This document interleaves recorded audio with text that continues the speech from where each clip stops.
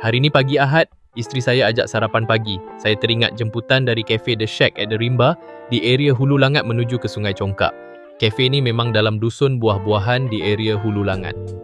Tanah seluas 1 ekar suku ini ada rumah tempat mereka duduk, kafe yang simple dan dusun. Mungkin seni binanya biasa saja, tapi yang indahnya suasana alam. Kebetulan malam semalam hujan, so pagi ini memang nyaman dan damai.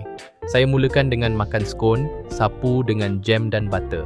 Skonnya wangi dan tak keras. Also tak berderai. Saya tak suka skon yang pecah bila saya gigit. Next, saya makan lontong. Yang ni cukup rasa lontongnya. Sambal pedas masin bergabung dengan kuah lodeh. Kuahnya balance, tak terlalu pekat dan tidak cair. Isi cukup ada nasi himpit, sayur dan saya tambah sambal kerang. Tak kedekut.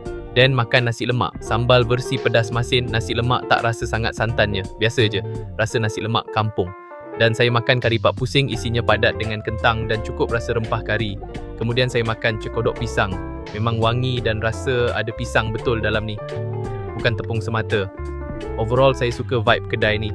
Kalau makan tak sedap pun tak kisah, but the food is actually okay and this is Andy score.